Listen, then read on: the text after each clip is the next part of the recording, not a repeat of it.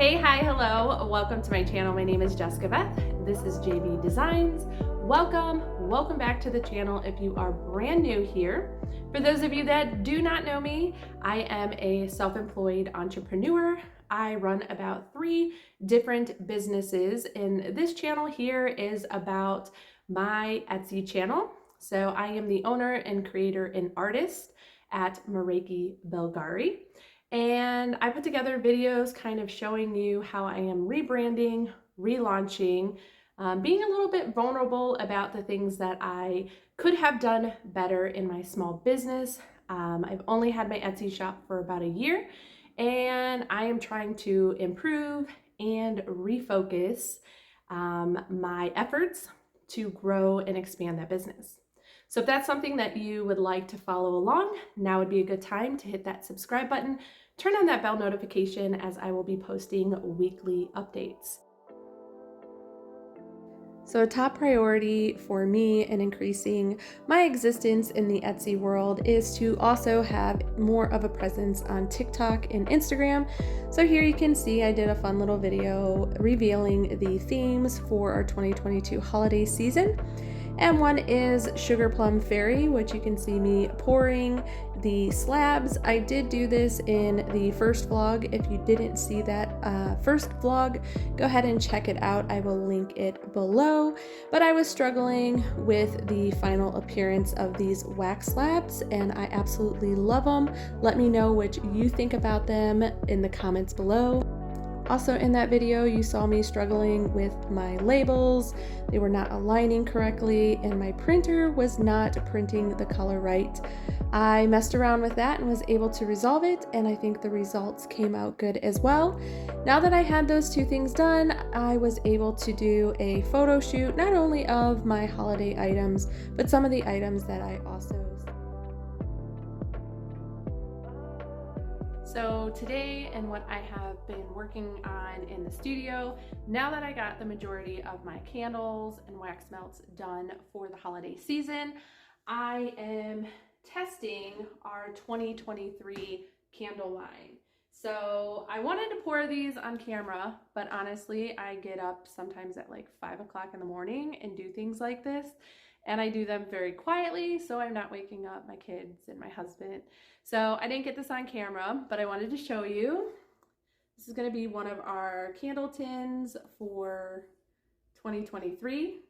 I don't know if I said 2022 earlier, but not only am I thinking about the holidays, I'm thinking about next year. These tins are from Wooden Wick, also known as Makesy's. My wax is a cocoa apricot creme, which I absolutely love, and this wooden wick I get from Bulk Apocryphy. So we're testing these.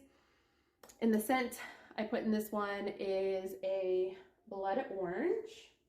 So those need to cure for about 72 hours with this wax.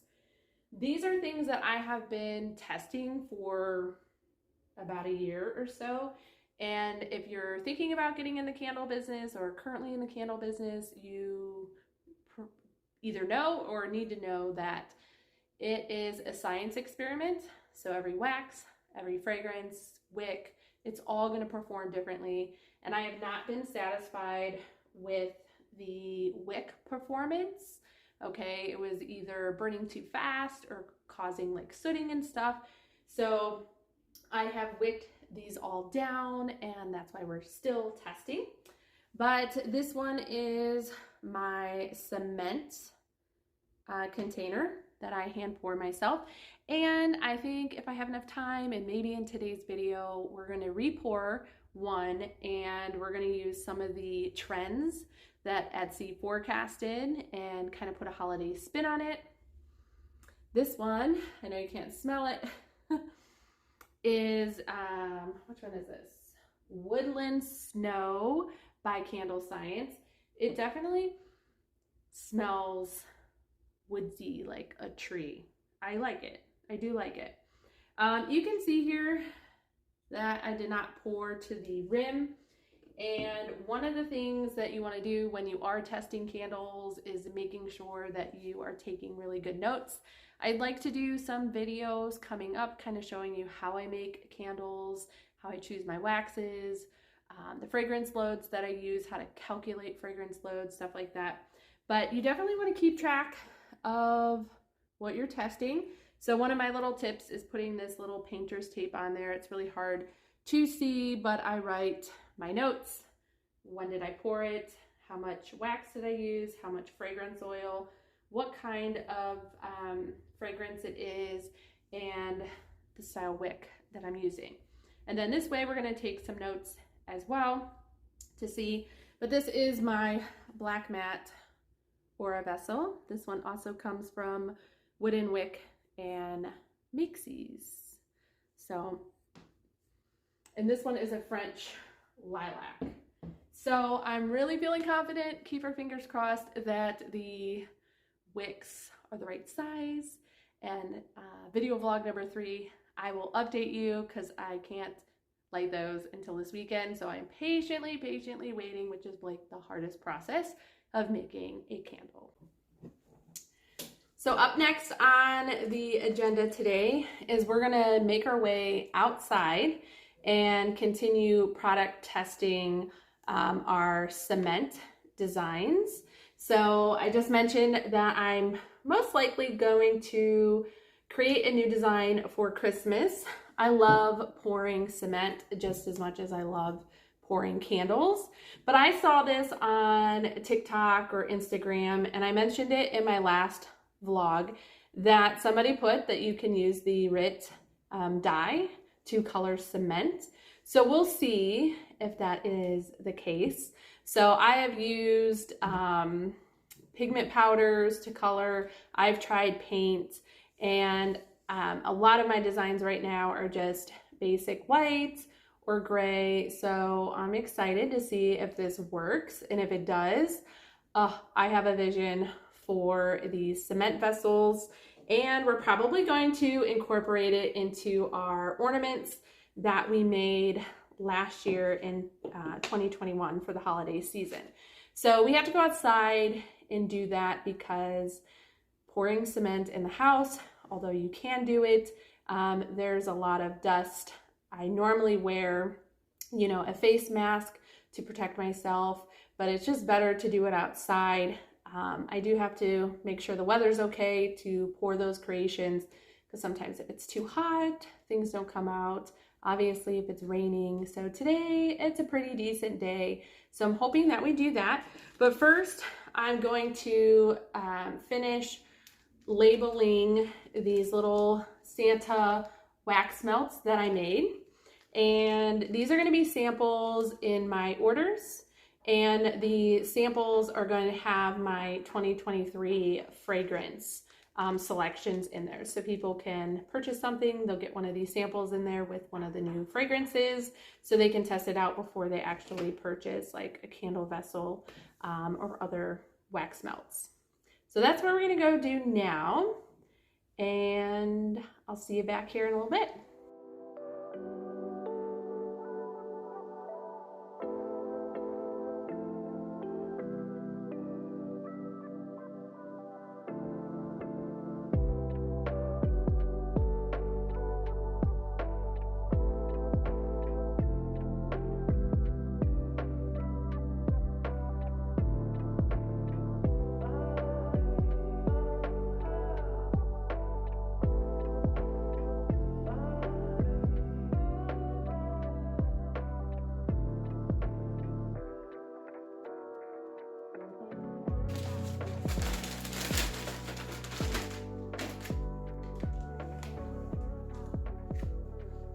As I mentioned earlier, there are certain things that I am really trying to improve on, to be better at when it comes to really my Etsy business, but also in my other businesses.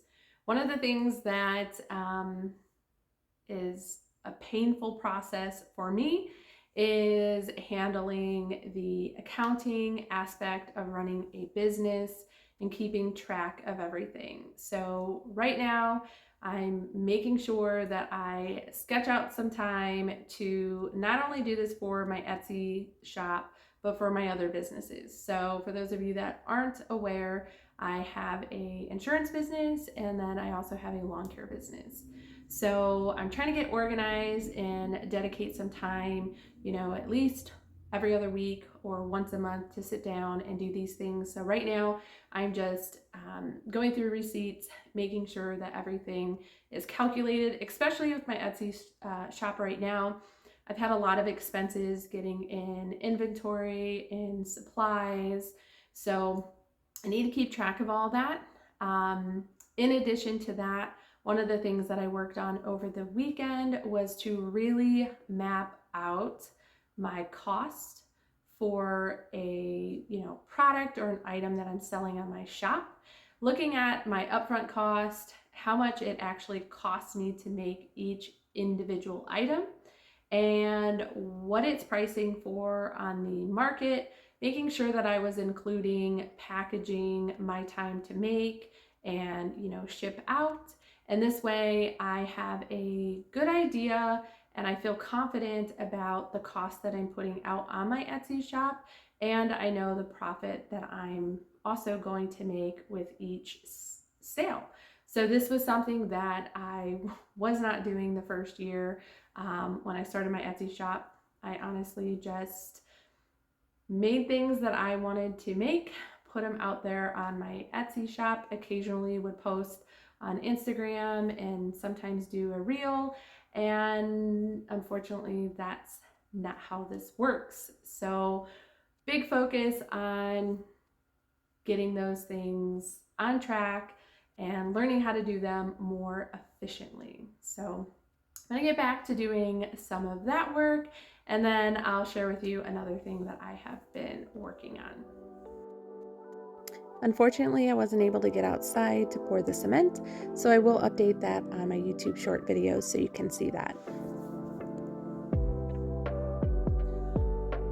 And I'm going to take another break because there's only so much I can do verifying receipts and plugging everything in. And the accounting aspect of my businesses is not my favorite thing to do. But I do want to talk about one more thing since I'm in front of the computer that I am working on to really improve my, what is the word I want to use? Appearance in the algorithm.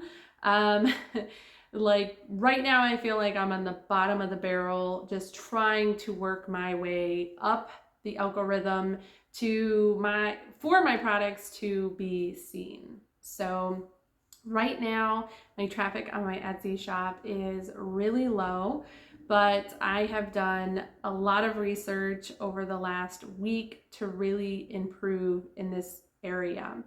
And one of the things that I can honestly look back, when I did decide to look back and have that come to Jessica talk, like, what am I going to do differently? I can't do the same thing. You can just see my orange kitty Fergie run up the stairs.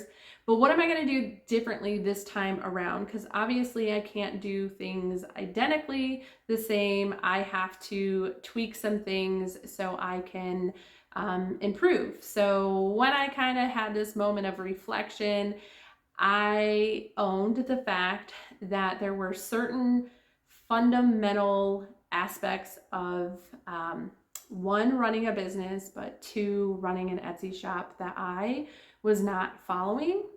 So as a person who is in a leadership role and I have a team and we work together, and through coaching with my teammates, I always preach about not recreating the wheel and trying to do shortcuts in our business. So this is primarily in my sales career. When I came into being a self-employed entrepreneur, I was in sales and I learned everything from one of my coaches and mentors, and basically did what the system and process was that they had. And I found success in doing that. So why, when I opened my Etsy shop, did I think that there were certain things that I would not have to do? I'm not really sure. But now I'm looking back and seeing, and I did research before I started my Etsy shop, but there were certain things like posting on social media. There were things like SEO searches that I just kind of, I don't need to do that. I'm going to make things and post it, and people are going to fall in love with them. And that did not happen. So, getting to my point, I've officially spent some time, also had to spend a little bit of money, not a lot, to invest in optimizing the search engine for the titles and descriptions for the items on my shop. So if you're new to Etsy, you're new to that whole terminology, long story short, I've decided to invest in Sales Samurai, which other YouTubers have talked about this, so credit and kudos to them. And that's how I got linked in with them. I'll try to see if I can put a link in the description box. And basically what the system does is helps you take the product that you're trying to sell and put it in the search engine and tell you what your customers or people on social media are typing in to find your type of product. So this way you can optimize your titles, put these types of words in your description. So this way the algorithm recognizes who you are, what your products are, and who they're for.